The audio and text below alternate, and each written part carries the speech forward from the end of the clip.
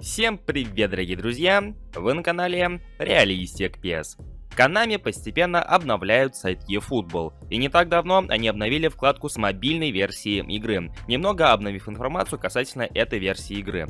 В частности, они представили информацию о необходимых характеристиках для Android-устройств, рассказали немного про контракты игроков, перенос предметов из 21 пески в eFootball и тому подобное. И в рамках сегодняшнего ролика предлагаю обсудить это поподробнее. Но перед тем, как мы начнем, я напоминаю о нашей привычной процедуре в виде лайка под этим роликом. В комментариях обязательно делитесь своим мнением по поводу услышанного. Ну а если вы находитесь на этом канале впервые, то обязательно подписывайтесь и прожимайте колокольчик для уведомлений.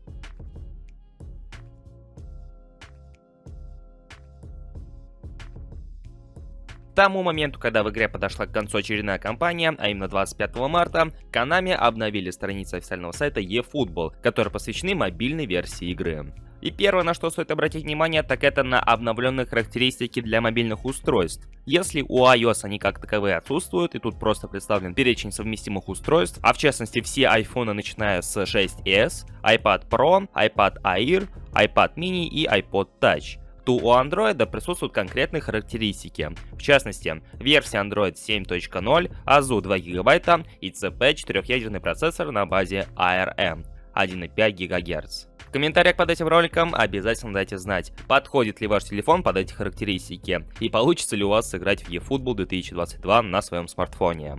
Также Konami немного пролили свет на контракты игроков. У них будут ограниченные контракты, и они будут продолжаться 365 дней после их подписания, то есть целый год. Однако игроки, у которых истек контракт, удалены не будут, но в то же время вы не сможете их использовать и дальше развивать. С ними можно будет использовать предмет продления контракта, который действует 60 дней, и он без каких-либо на то проблем продлевает их на дальнейшие 60 дней. Это продление позволит вам снова развивать и использовать игроков во всех типах матчей.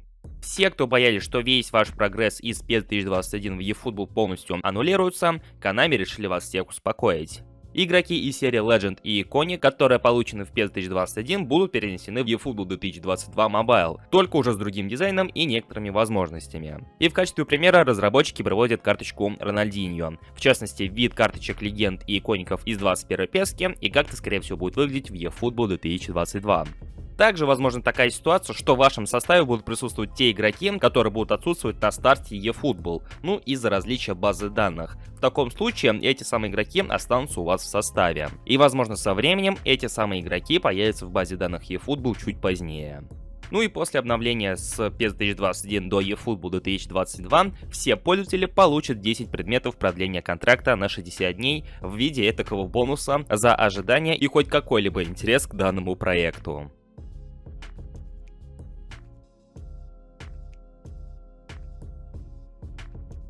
И это вся информация, которая касается мобильной версии игры с официального сайта eFootball 2022. В комментариях обязательно отпишите свое мнение по поводу всех этих новостей, но уже в эту пятницу, скорее всего, мы получим очередную порцию новостей по eFootball 2022 только для консолей и ПК, поскольку в пятницу завершается один из ивентов в игре, и вполне возможно, что после этого сайт игры также обновится. Поэтому ждем, и как только что-нибудь появится, мы сразу же опубликуем в нашей группе ВКонтакте и в Телеграм-канале, ссылка на который присутствует в описании.